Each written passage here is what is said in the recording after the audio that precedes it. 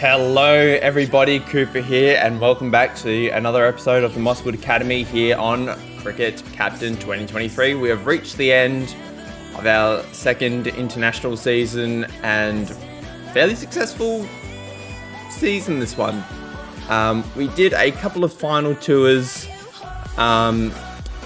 leading up to the end of the season. It was this series up against Ireland.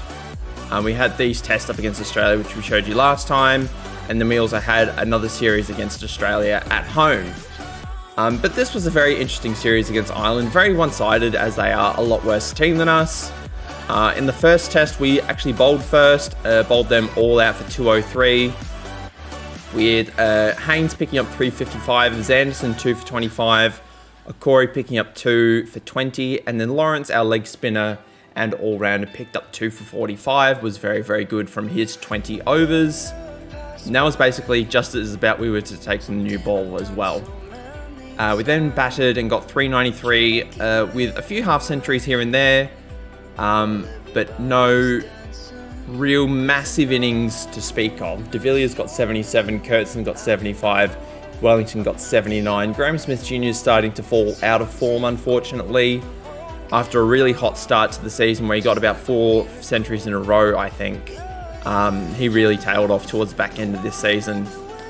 But Disco Jones popped up with a 48 not out to really extend our lead into the match. Manly for them picked up 4 wickets but was expensive, and Little picked up 2 for 152 from 27 overs, which was really expensive. We then proceeded to bowl them all out for 139. With Haynes picking up 4 for 29 and Lawrence picking up 3 for 10. Sorry about that, guys. Had a small interruption. Disco Jones and Okori did the rest of the job with the ball. They were very good. But we did well in this match, got the wickets fairly quickly, and we had big enough lead to keep them out of the match. Similar story in the second test. We actually batted first on this occasion. We got 119 from De Villiers, 142 from Kurtzen, who's back in the runs, and then Lawrence in, I think this is only his 5th test, I believe. If not very many tests. Picked up 153 for his first test 100. Finally got some runs on the board. Really big score from him, even though it is against Ireland. It's really impressive for him to get some runs. Everybody else sort of chipped in with runs here and there. We did lose Ferguson early, unfortunately, but that was a minor concern, I suppose. But then bowled Ireland all out for 158. Everyone picked up 2 wickets. Star bowler for me was Disco Jones. He picked up 2 for 10 from 8 overs. Was really good. Bowled 3 maidens in that as well. Lawrence picked up 2 for 33, as did Okori. Really, really solid bowling performance, and then we backed it up again in the third innings, bowled Ireland all out for 258. They were 5 for 211 at one stage, and the final 5 wickets fell for 47 runs, with Disco Jones picking up 7 for 51. Lawrence also bowled 28 overs, which was equal most. He took 2 for 71. Only got the 2 maidens in that, but was really happy with his performance. He's really come around as an all-round prospect for us this season. We've thrown him to the wolves a little bit, and he has just continued to shine across all formats. We then had our one-day series up against Ireland, where we won the first one-day international. We bowled first, got them all out for 185. Haynes picked up 4 for 33. Gibson Flair back into the side for Disco Jones, got 3 for 35. So I usually bring in Gibson Flair for the one-day and T20 matches. He seems to have a really good record in those, and I don't mind using him strictly as a one-day performer, going forward. Until he gets into some really hot form, we then might have to bring him into the test team, depending on how he goes. And everyone else did okay with the ball as well. We then chased down the runs fairly comfortably, 4 wickets down, 37 runs in the books. Wellington picked up a half century. Lawrence finished not out on 34. One highlight of Lawrence's innings is he generally always finishes not out, which really helps his average. So I don't really know if he's just getting really lucky or if he's just a really, really good batsman. We might have to promote him at some stage if one of our guys falls out of form, like such as Graham Smith Jr. We'll look at his form in a minute. But yeah, it's just a really solid batting performance. We didn't go too hard in terms of trying to score our runs as quick as possible. We just did a really good job. And in the second one-day international, we batted first, only got the 252. We did seem to take our foot off the pedal a little bit in this match. Kurtzen was solid without being outstanding. He got 75. De Villiers got a half century. Everyone else, again, just got little starts. Lawrence got 30. Ferguson got 26. Dante Daniels got 27. And he got run out. But yeah, ended up 8 for 252. They bowled really well, I thought. But we just bowled a little bit better. All out for 202 after 46 overs. Zanderson picked up 4 for 45 from his 8 overs. Haynes was also good, 2 for 29 from 10. Just a really solid all-round bowling performance. And then the third one-day international was actually a really close match. We batted first. They bowled us all out for 247. We were in a lot of trouble. We were 8 for 149. But then Daniels really stood up towards the back end of the innings, put on partnerships with Zanderson and Haynes, and that got us to 247 all out. But it was enough. Just Patrick for them was outstanding. He picked up 100, and we spread the wickets basically all across our lineup. Lawrence bowled well, 1 for 44. Zanderson was the pick of the bowlers. He got 3 for 40. But yes, we just got them all out, so to save us from an embarrassing loss. But I think we'll have a look at the one-day championship in a minute, but I think we've won a great deal of the percentage of our games. We'll have a look at that in a minute, as I said. We then had 2 20-over matches up against Ireland. We batted first in this one. 6 for 174 is okay, it's not outstanding. Graham Smith Jr.'s got a half century, but nobody else really did anything of note. They bowled really well, I thought, to keep us under 9 runs and over. But it didn't prove to be enough. We bowled pretty well. All out for 136 for them. Zanderson picked up 3 for 122, with Disco Jones opening up the bowling this time around, 3 for 25, with Drew Haynes getting 2 for 30, and then Lawrence was a little bit expensive, got 1 for 37. Then in the final 20-over match against Ireland, we did win by 4 wickets. We bowled them all out for 117. Flair picked up 3 for 17 from his 3.1 overs. Everyone was really good, kept the runs down, was really impressed with everybody's performance. And then with the bat, we batted quite slowly. It took us 16.4 overs to chase down 120. I think that's just due to us constantly losing wickets and then having to restart. But we got over the line in the end, with Kurtzen being our top scorer, getting 39 off 38. And that brings us to our final series up against Australia. The Test series wasn't particularly close, but we did have a few close matches in the one-day internationals and the 20-over matches. The first Test we won by 424 runs. We batted first, got 282 after 80 overs. Lawrence was our top scorer. He got very close to 100. He got 87 off 121. Todd Murphy picked up 4 for 89 for the Australians, with Cameron Green picking up 1 for 58, and then Lance Morris got 2 for 52. Corey also got a half century, adding to his 100 that he got earlier in the season.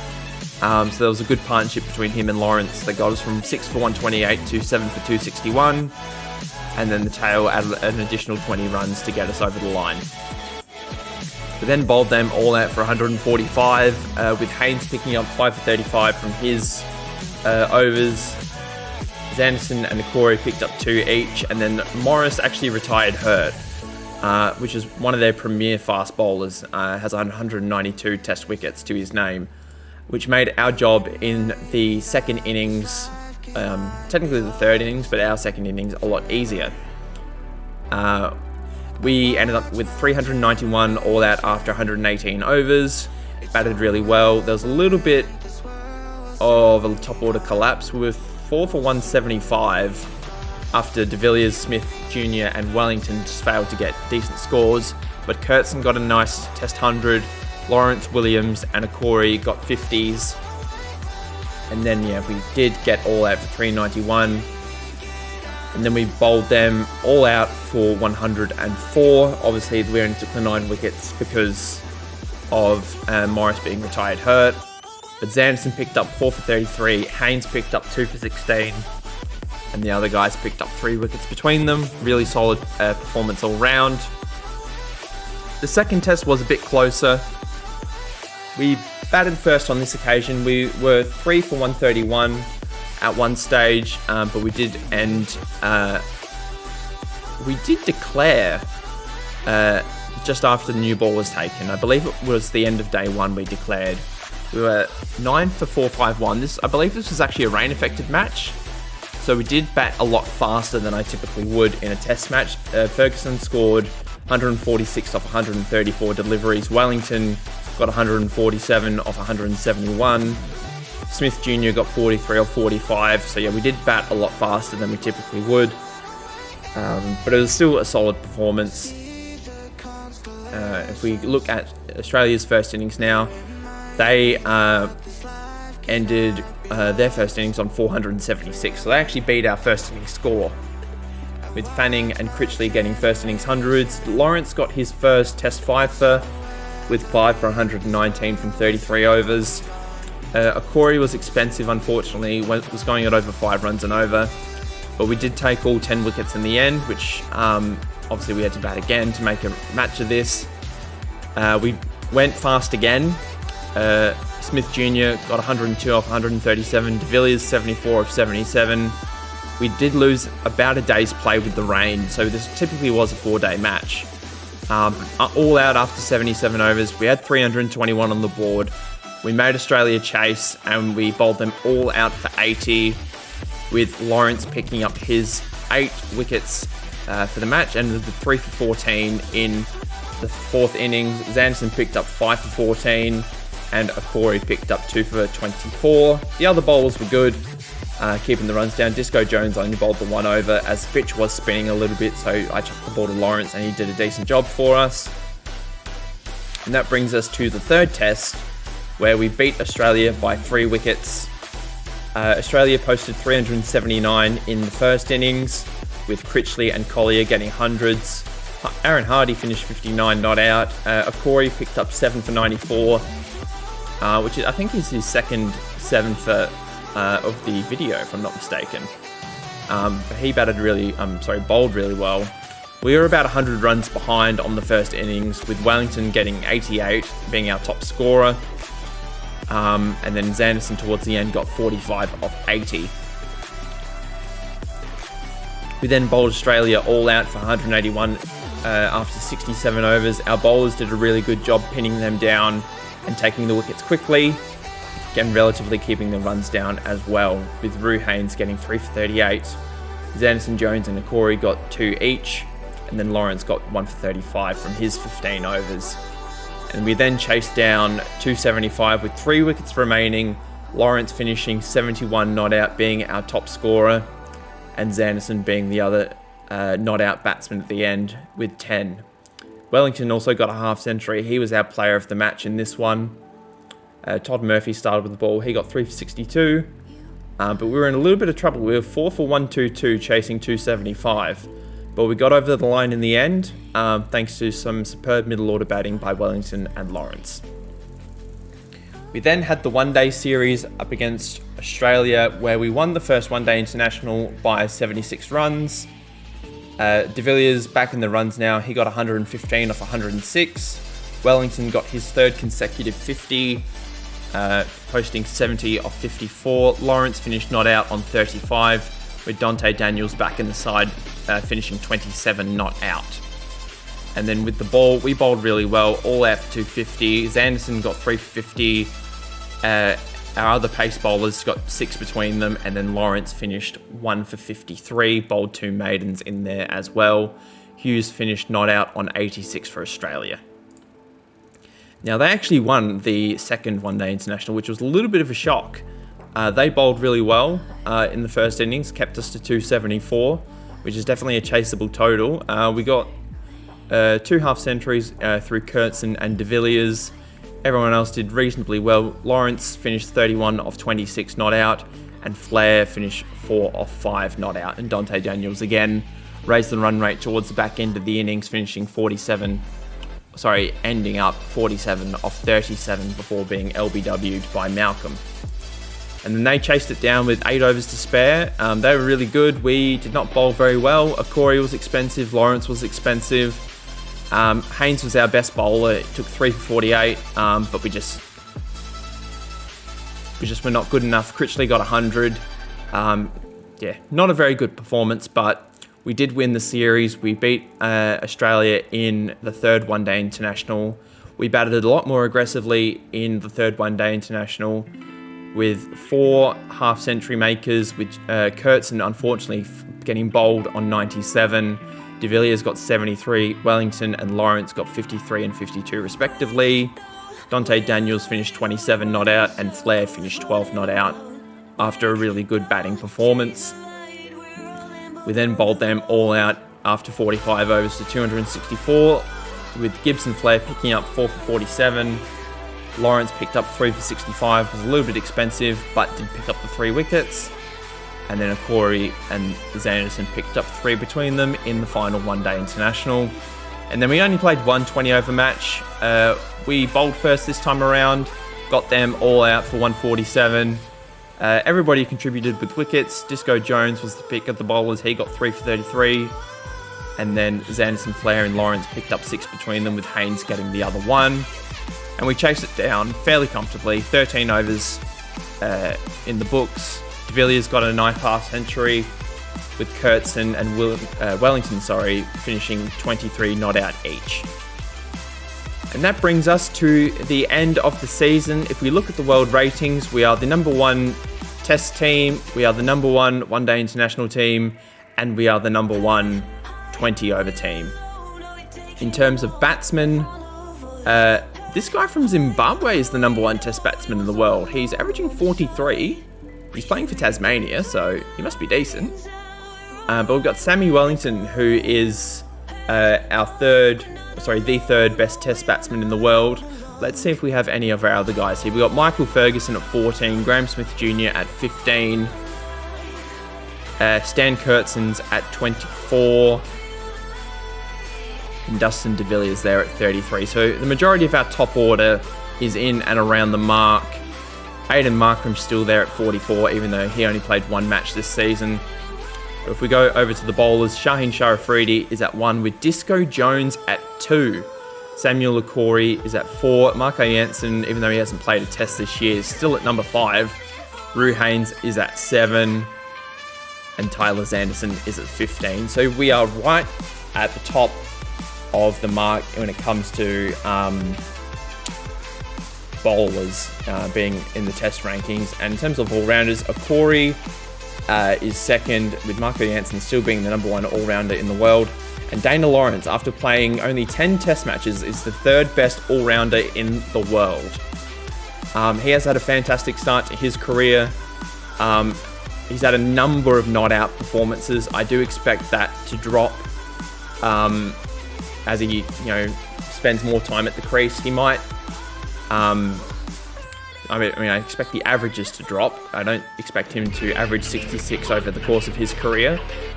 But yeah, he's only had 3 2020 innings, and 2 of those have been not outs, hence why he has an average of 40. The only thing I will say is he does bat quite slowly. I do have him training to up his aggression at the moment. But he has been really good as a 19-year-old, and his bowling's been pretty good as well at first class level. The limited overs stuff, it is coming along. We are developing that, but his second 11 stuff, he is much better at the first class stuff compared to the limited over stuff. So we'll keep an eye on that. But before we continue and have a look at our fixtures for next season, we're going to have a quick look at the team details, even though it's not going to show us anything. We'll go to player records. We'll go to test matches for the year. And Mr. Sammy Wellington finished as our top run scorer with almost 1,500 runs at an average of 72, a very healthy average of 72. Graham Smith Jr. got over 1,000 runs, as did Ferguson, both averaging north of 50. Kurtzen was just short of the 1,000 run mark, but did have an average of 46. So his average has just gone under 60 now. But he is averaging over 50 in all formats, which I'm very pleased with. He's getting a bit older now. He is 27. He is the captain. But we'll keep him around as long as possible. De Villiers was a little bit disappointing. He is probably getting used to his opening role a little bit now. But his average is all the way down to 54 after being up in the 70s for a little bit. But still phenomenal in the one-day stuff. Has a few not outs to his name, hence the elevated one-day average. And then in the 20 over stuff, he's been phenomenal as well. Williams was a bit disappointing with the gloves. Not so much with the gloves, but as our wicketkeeper batsman, only averaged 29. Averaging 46 with the bat is not a bad thing. But he really needs to pick up his form. Akori has been phenomenal with the bat, as has Zanderson and Jones for bowlers at least. And then in terms of wickets, we'll have a look at the wicket takers, with 3 of our bowlers getting over 50 wickets. Zanderson was close with 48 wickets, and then Lawrence got 37 wickets from 10 matches, was really, really good. Gibson Flair obviously only played the 3 matches for the 10 wickets. We largely played an unchanged 11 for the majority of the year. And a similar story in the limited overs stuff. We'll go with the one-day internationals first.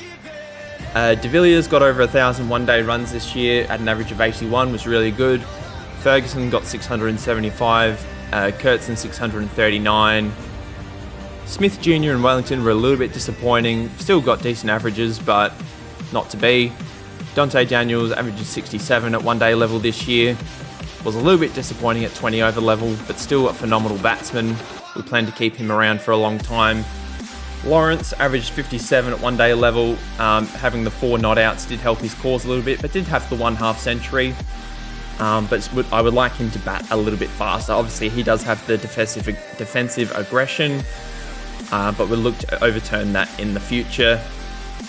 Williams only had the 1 innings this year. He had the 3 innings, but only had the 2 not outs and scored only 23 runs, which is when we decided to bring Daniels in at 7 instead of Williams, which seemed to work a lot better.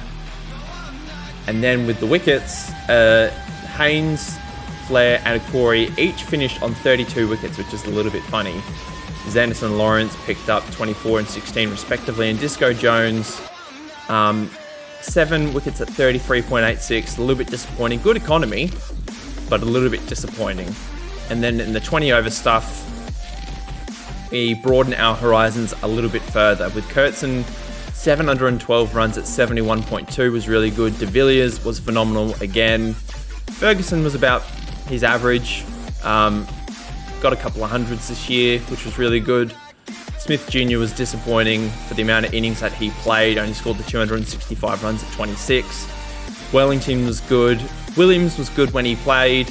Dante Daniels was a bit disappointing. But he has been in decent form as of late. So we'll see what his future holds. He is very defensive, but he's very aggressive in first class stuff. But I just don't see him breaking into the test team anytime soon. He's always in the squad, but I just don't see him breaking into the 11 anytime soon. And then in terms of wickets, Disco Jones was our top wicket taker. Then it was Haynes, Zanderson, Akori, Flair. Xavier Johnson was in and around the squad the first couple of matches, and then I played Lawrence instead of him. I just prefer having Lawrence around over Xavier Johnson at this point in time. I just think he's just a much better prospect now. Xavier Johnson is very good domestically, and I also think Lawrence is the stronger bowler. Plus he bowls spin, which is something that we don't really have, whereas we already have a left arm medium fast bowler in Haynes. But that brings us to the end of the season. Domestic tables, we did finish 4th, right in the middle of the pack, unfortunately. So didn't qualify for any of the finals matches. In terms of the one-day stuff, we were not really that close. Also finished 4th in that. Obviously lost in the final of the provincial 20-over competition and lost in the final of the Betway SA20 as well. But that will do it for this season. I just got a Steam notification saying that we finished as the #1 ODI team at the end of the season's end. But what happens here? We'll continue forward. Afghanistan would like us to captain their team. I would not like to captain Afghanistan, thank you. I would like to keep captaining South Africa. I'm quite enjoying that. Afghanistan have tried to recruit me right before the start of their series against South Africa. That is hilarious. We will have a quick look at the tours for this year. How many series do we have? We only have the 5 series. So we have got Afghanistan at home. Then we've got the World Test Championship final. I'm assuming that's at Lord's. We then have the West Indies at home. Then we go to India.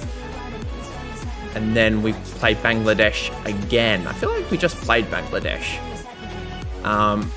So not as many tests this year. Only got the 5 series. But that is going to do it today. We might just quickly do the squad selection. May as well. I plan going unchanged. This has been my test squad for a little while. Neil Williams is in fantastic form. Might be getting a test recall. But if you compare the record of Smith Jr. to the record of Williams, Smith Jr. I just think is the better batsman. He's also a lot younger. So yeah, this is basically the test squad that I've been using for this last couple of matches. We'll do some coaching setup as well. Lawrence has been going to aggression. Williams has been going, Cyrus Williams I should say, has been going to fielding. De Villiers has been going to aggression because we're trying to get him as very aggressive as well. Ferguson will send him to catching and keeping. Actually, no, we don't. We'll send that to Kurtzen because he actually fields in the slips. And then who is going to bowl in the test series? Probably not Gibson Flair, even though he is in decent form. We'll probably keep the main guys. We'll send all these guys to general technique, as I believe that just raises their bowling ability. We'll send Wellington to general technique as well, because I think he's already peak aggression. He is peak aggression. Smith Jr. might send to batting practice to get him in some more form. And send Lawrence to physio, because he is batting and bowling a lot. And we'll send Zanderson to physio, because he probably needs it. And we can already see Ferguson has improved his batting technique. Kurtzen's improved his catching. How many tests is it? It's just the 2 with 3 ODIs and 3 2020s. The 11 we will pick. We'll take Lawrence in, out for Williams. Wellington can bat at 5. Smith Jr. at 4. Kurtzen's our captain. And then we get Zanderson. No, I don't want Zanderson batting at 8. We'll get Okori batting at 8. Zanderson. Haynes can open the bowling. But yes, we've got a few milestones coming up actually. We've got Okori be looking at the 150 wickets. Disco Jones be looking at the 150 wickets soon. Zanderson and Haynes looking at 100 wickets soon. And in terms of the batsmen, we're already over the 2,000 run mark for some batsmen. Wellington will be looking at the 2,000 runs. Cyrus Williams looking at the 2,000 runs. And Lawrence will be looking at 1,000 runs. But that will do it for today, guys. When do we come back? That will be the question. We might come back for the World after the World Test Championship finals. What we're going to do. It says Afghanistan are a better team on us than on paper. That is interesting. But that's going to do it for today, guys. Thank you so much for watching this episode. If you enjoyed the series and have been enjoying the series so far, don't forget to leave a like and subscribe to the channel. It really does help the growth of the channel. And I'll catch up with you soon for some more Cricket Captain action. Bye!